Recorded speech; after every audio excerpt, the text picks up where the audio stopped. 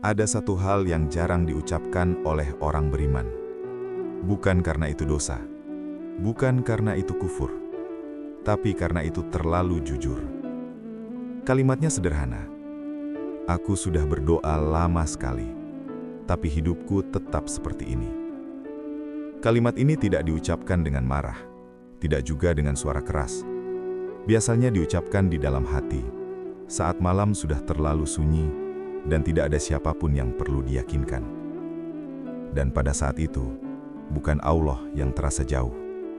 Justru harapanlah yang perlahan mulai menghilang. Banyak orang tidak berhenti berdoa karena tidak percaya. Mereka berhenti karena lelah berharap. Karena setiap doa yang tidak berubah menjadi kenyataan, perlahan berubah menjadi pertanyaan. Apakah aku salah berdoa? Apakah aku tidak cukup baik? Atau apakah aku memang tidak diperhatikan? Pertanyaan ini tidak membuat seseorang menjadi buruk. Justru pertanyaan ini muncul pada orang yang paling sungguh-sungguh. Orang yang sudah mencoba bersabar, sudah mencoba ikhlas, sudah mencoba kuat. Namun, hidup tetap diam. Ada fase yang jarang dibahas dalam ceramah. Fase ketika seseorang tetap sholat, tetap berdoa, tetap berusaha. Tapi di dalam dirinya, ada suara kecil yang mulai berkata, "Untuk apa berharap terlalu tinggi kalau akhirnya selalu kecewa?" Ini bukan pemberontakan, ini mekanisme bertahan hidup. Karena hati manusia, jika terlalu sering berharap dan gagal, akan mulai melindungi dirinya sendiri dengan cara berhenti berharap. Dalam berbagai kisah para ulama dan orang-orang soleh, fase ini pernah terjadi. Mereka bukan orang yang jauh dari Allah. Justru mereka adalah orang-orang yang paling dekat dengannya. Namun doa mereka tidak langsung dikabulkan. Bukan sehari, bukan setahun. Ada yang menunggu bertahun-tahun tanpa tahu apakah doanya sedang ditolak atau hanya ditunda.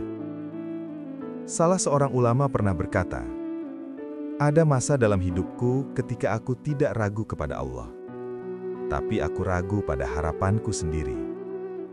Kalimat itu terdengar sederhana, tapi berat untuk diakui. Lalu pertanyaannya bukan lagi, kenapa doaku belum dijawab?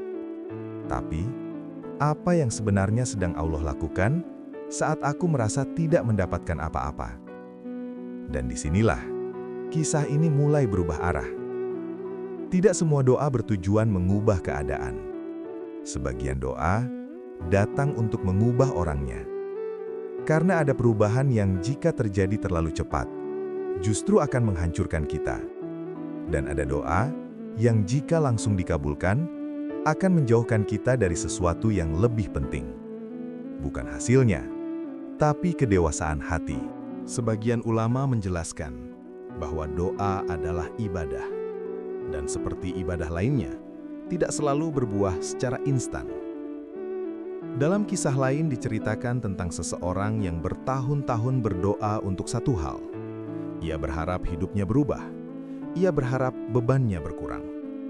Namun yang berubah justru bukan keadaannya, melainkan hatinya. Ia menjadi lebih tenang, lebih menerima, lebih lapang. Dan saat itulah ia sadar, doanya tidak pernah diabaikan. Doanya sedang membentuk dirinya. Ia tidak mendapatkan apa yang ia minta, tetapi ia mendapatkan apa yang ia butuhkan. Kesabaran, keteguhan, dan kedekatan dengan Allah yang tidak pernah ia rasakan sebelumnya.